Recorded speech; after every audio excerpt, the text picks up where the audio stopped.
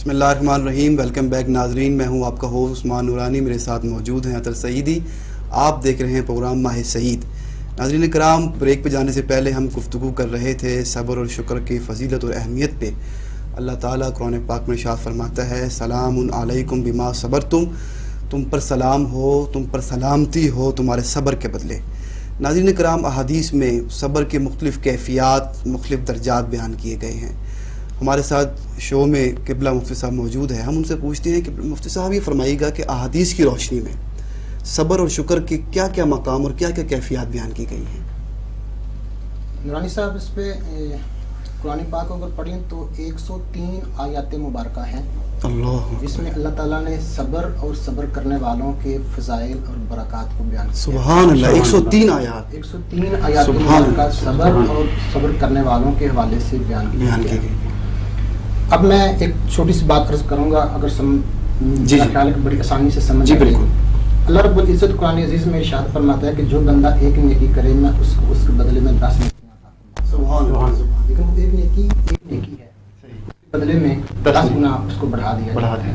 نماز ایک نیکی ہے, روزہ ایک نیکی ہے, حج ایک نیکی ہے, زکوٰۃ اس کا اجر ہے, شکر اس پہ اجر ہے, جہاد اس پہ اجر ہے, شہادت اس پہ اجر ہے. لیکن صبر ایک ایسا عمل ہے جس پہ اللہ تعالیٰ دوہرا اجر عطا فرماتا ہے. اس میں اللہ رب العزت ارشاد فرماتا ہے, اولئک یؤتون اجرہم مرتین بما صبروا.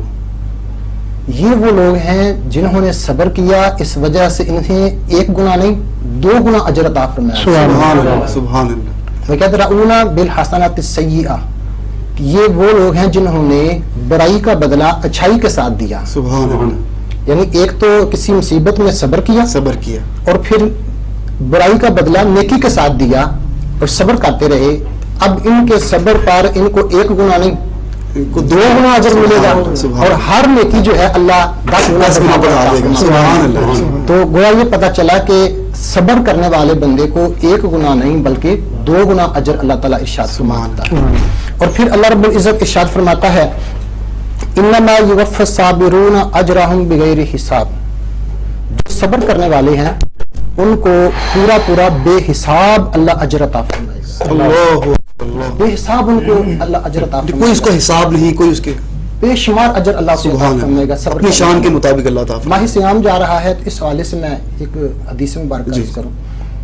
نبی کریم صلی اللہ تعالیٰ علیہ وآلہ وبارک وسلم نے ارشاد فرمایا کہ اللہ رب العزت ارشاد فرماتا ہے, یہ حدیث قدسی ہے, کہ جو میرا بندہ مومن جو بھی کوئی نیکی کا کام کرتا ہے اسے اس کے 10 گنا اجر دے دیا جاتا ہے.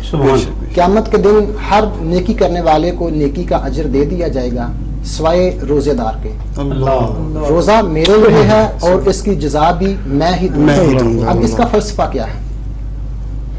اگر بندہ نماز پڑھے کوئی دیکھ رہا ہے اس کو, زکوٰۃ دے کوئی دیکھ رہا ہے, حج کرے کوئی دیکھ رہا ہے, جہاد کرے کوئی دیکھ رہا ہے.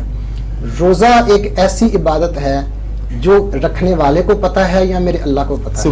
یہ راز میں سے ایک راز ہے. روزہ عبادات میں سے اللہ اور بندے کے درمیان ایک رازدارانہ عبادت ہے. بے شک. اور پھر بخاری شریف میں ایک حدیث مبارکہ ہے, نبی علیہ الصلوۃ والسلام نے ارشاد فرمایا کہ اللہ ارشاد فرماتا ہے, میرے بندے نے میری ذات کے لیے اپنی خواہشات کو ترک کیا, اپنے کھانے کو ترک کیا, اپنے پینے کو ترک کیا. اب اس کا اجر کوئی فرشتہ یا کوئی اور نہیں دے گا, یہ میں اللہ خود اپنے بندے کو اس کا اجر عطا فرماؤں. اللہ اکبر. اتنا بڑا اجر اللہ رب العزت روزے دار کو روزے پر صبر کرنے کے بدلے میں عطا فرماتا ہے. اس پہ حالات حاضرہ کے حوالے سے میں بخاری شریف سے ایک حدیث مبارکہ عرض کرنا چاہتا ہوں.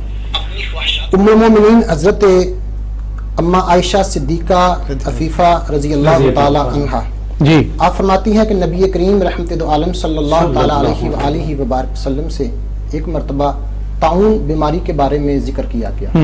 پوچھا گیا حضور یہ طاعون کیا ہے؟ آقا کریم علیہ الصلوۃ والسلام نے ارشاد فرمایا کہ یہ طاعون اللہ کے عذابوں میں سے ایک عذاب ہے, جس پہ چاہتا اللہ اس کو نازل فرما دیتا, لیکن اس طاعون کو اللہ نے میری امت کے لیے رحمت بنا دیا ہے.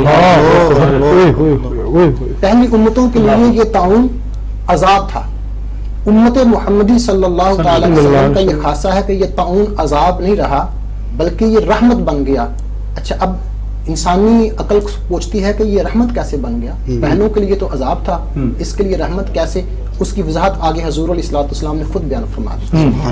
حضور فرماتے ہیں کہ اگر کوئی بندہ طاعون کی بیماری میں لاحق ہو جائے، اس کو طاعون کی بیماری لگ جائے، تو وہ صبر کرے، اور صبر کے ساتھ اپنے شہر میں، اپنے گاؤں میں، اپنی بستی میں اس جگہ پہ قیام کرے، باہر نہ نکلے، اور اس یقین کے ساتھ کہ جو مجھے بیماری لگی ہے یہ صرف وہی لگی ہے جو اللہ نے میرے مقدر میں لکھی تھی، اس سے زیادہ نہیں آ سکتی. جو میرے مقدر میں ہے وہ مجھے ملے گی، اس سے زیادہ نہیں ملے گی. اور اس پہ صبر کرتا رہے، واویلا نہ کرے، شور نہ مچائے، صبر کرے کہ اگر اللہ نے یہ بیماری دی ہے کوئی بات نہیں، شفا بھی اللہ عطا فرمائے گا.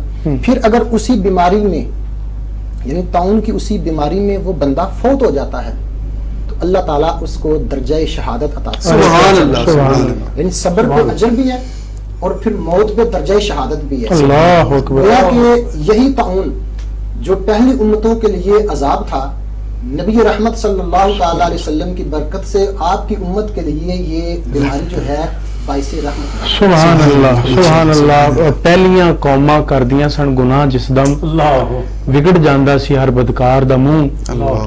پہلیاں قوماں کردیاں سن گناہ جس دم وگڑ جاندا سی ہر بدکار دا منہ. ہن ہر کوئی گناہاں دے وچ رجھیا، کیوں وگڑدا نہیں سیاہکار دا منہ. گندی مندی جگہ تو بھی رکدا نہیں، تھاں تھاں پھردا ماردا منہ. سردار سچ پیا بولدا اے، صرف یار نو ماردا یار دا منہ.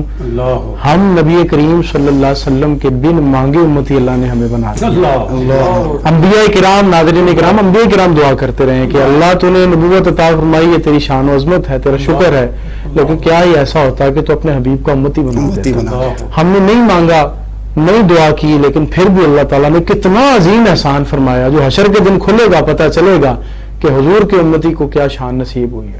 تو طاعون کی بیماری باقی امتوں کے لیے عذاب الہی ڈکلیئر ہے، اور جب یہی طاعون کی بیماری امت محمدیہ صلی اللہ علیہ وسلم پر آتی ہے تو پھر یہ شہادت کا درجہ دے کے جاتی ہے.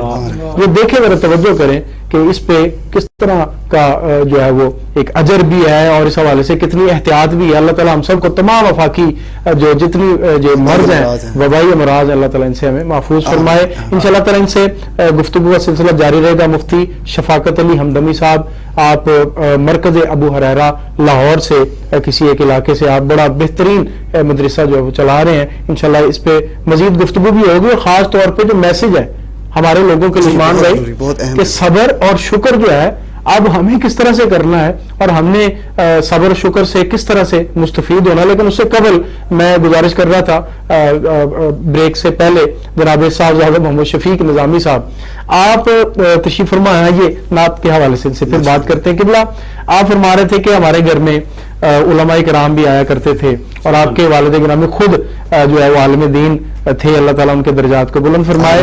اور پھر نعت کے عالم اسلام کے پاکستان کے دو عظیم شاہ سوار نعت کے میدان کے، جناب الحاج اعظم چشتی صاحب رحمۃ اللہ تعالی علیہ، اور پھر بار دیگر الحاج نذیر حسین نظامی صاحب رحمۃ اللہ تعالی علیہ مجمعین. یہ دونوں شخصیات کے ساتھ آپ کا بیٹھنا اٹھنا رہا.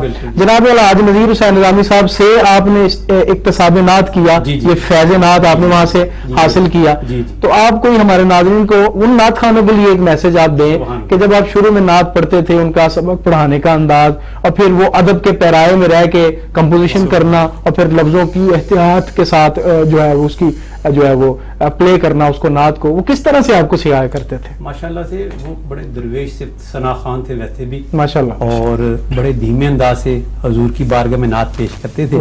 تو مجھے یاد ہے جب میں پہلی مرتبہ کسی دوست کی وساطت سے جب ان کے پاس پہنچا تو بڑا خوش ہوئے، کہنے لگے آپ تو میرے بیٹے ہیں، ماشاء یاسین صاحب کے بیٹے ہیں، تو میرے بھی تو بیٹے ہی ہیں آپ. تو بڑی محبت فرمائی. مجھے کہتے اچھا چلیں کچھ سنائیں، آپ کیا پڑھ لیتے ہیں.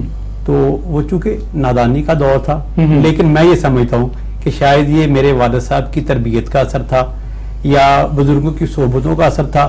اس وقت بھی جو میں نے کلام کا انتخاب کیا تو وہ میں آپ کی نظر کرتا ہوں جو میں نے ان کی نظر کیا. اچھا سبحان اللہ. ساتھ سے میں یہ بہت لینے جا رہا ہوں. یہ بہت اچھا ہے. اور میں نے ان کی نظر جو کلام کیا بہت اچھے. تو وہ تھا ساغر صدیقی رحمۃ اللہ تعالیٰ کا کلام. تو وہ آپ کے بڑا یونیک سا کلام ہے. بسم اللہ بسم اللہ عطاؤ. تو میں اس کے 2 شعر اس کے بعد پھر جو انہوں نے مجھے سبق دیا ٹھیک ہے جناب کبرا نظامی صاحب نے, پھر اگر وہ اجازت ہوگی تو انشاءاللہ تھوڑا سا ٹائم کی پابندی کیجیے گا, اس میں بڑے اختصار کے ساتھ آخری سیگمنٹ ہے تو ایک ایک شعر اگر دونوں کا ہو میں وہ گزارش کرتا ہوں. تو وہ کلام کچھ اس طرح سے تھا کہ جب بھی نعت حضور کہتا ہوں, جب بھی نعت حضور کہتا ہوں, ذرے ذرے کو طور کہتا ہوں, خوبصورت کلام. جب بھی نعت اور ساغر صدیقی نے لکھا. کیا بات ہے. بوریا جو تیری عنایت ہے,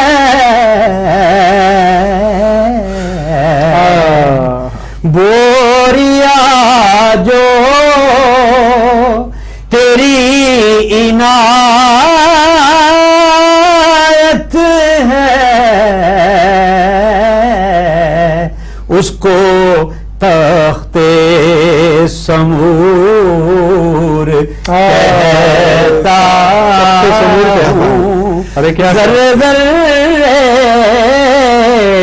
کو طور کہتا ہوں. اور چونکہ وقت تنگ ہے جی تو مقطع اس کا جی کہ ایک امی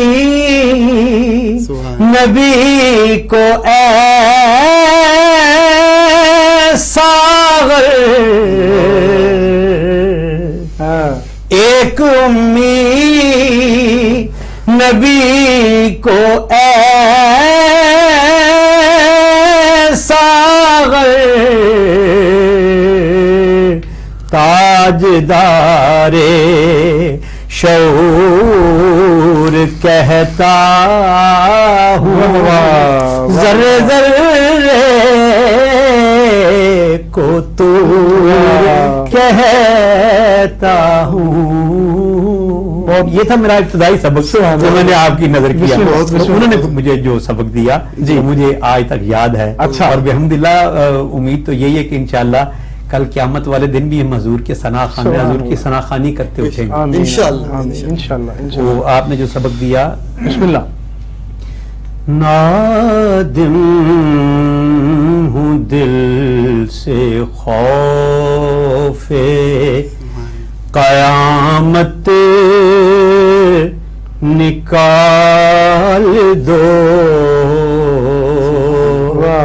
نادم ہوں دل سے خوف قیامت نکال دو,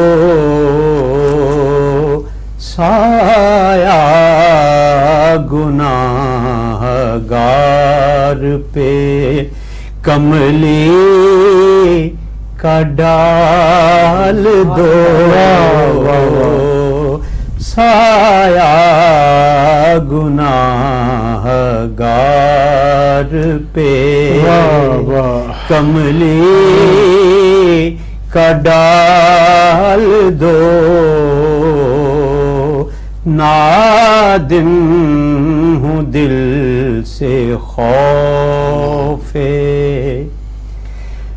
اور رہ کے آ رہے ہیں یہ لب پر سوال دو,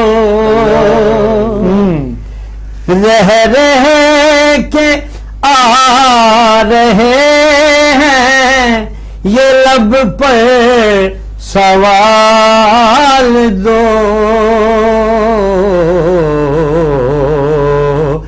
درد اویس دو مجھے سوزے بلال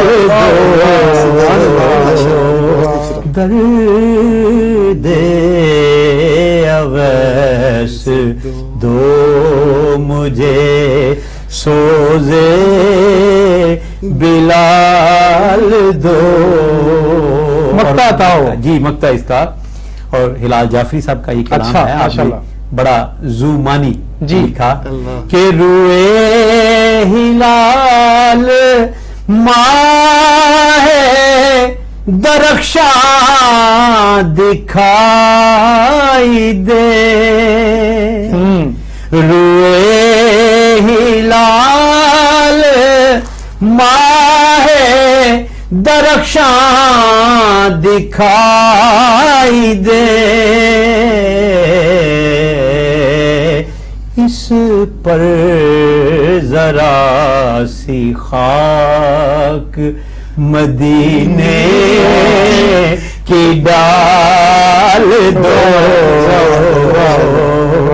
اس پر ذرا سی خاک مدینے کی ڈال دو,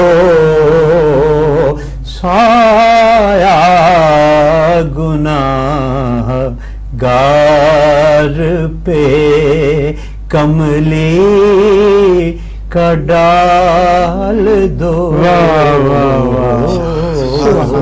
جناب صاحبزادہ محمد شفیق نظامی دامت برکاتہم العالیہ ہلال جعفری رحمۃ اللہ علیہ کا کلام کہ سایہ گناہ گار پہ کملی کا ڈال دو, خوبصورت انداز سے پیش کرنے کی سعادت حاصل کر رہے تھے. اور یقیناً آپ نے جو واقعات جناب نذیر حسین نظامی صاحب رحمۃ اللہ علیہ اور الحاج اعظم چشتی صاحب اور اپنے گھرانے کے حوالے سے یہ دکھائی دیتا ہے کہ یہ اثرات اور یہ جو تربیت ہے یہ ساتھ ساتھ چلتی رہی ہے. جناب مفتی شفاقت علی ہمدمی صاحب مرکز ابو ہریرہ, آپ لاہور سے درس و تدریس کے حوالے سے بڑا خاص اور بابرکت نام ہے. آپ فرما رہے تھے صبر اور شکر. جناب عثمان صاحب ایک سوال آخری اگر آپ کی اجازت ہو. جی. علامہ صاحب صبر اور شکر کے حوالے سے کوئی ایسی سادہ عام فہم بات جو ہمارے ناظرین کو اپنانے میں بڑی سہولت ہو, اور دور حاضر کی جو نشیب و فراز اور زیر و زبر چل رہی ہیں, معاشی صورتحال بھی, لاک ڈاؤن بھی ہے, تو اس حوالے سے کس طرح سے صبر اور شکر کو اپنایا جائے, مختصر سے ایک دو مصروں میں میسج. اس پہ میں بخاری شریف کی ایک حدیث مبارک عرض کروں. ماشاءاللہ ماشاءاللہ ماشاءاللہ. نبی رحمت صلی اللہ تعالی علیہ وسلم نے ارشاد فرمایا, سیدنا ابو ہریرہ رضی اللہ تعالی عنہ مروی ہے, جی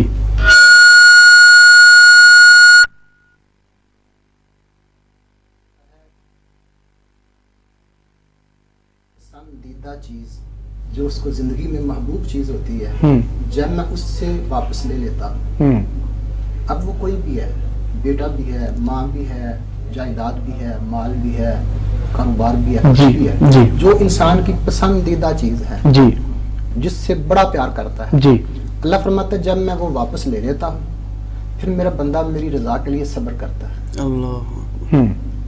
چیز واپس لے لی اور اب میرے بندے نے اس پہ صبر کیا, میرے پاس جنت کے سوا اس کے لیے کوئی اور جزا ہے ہی.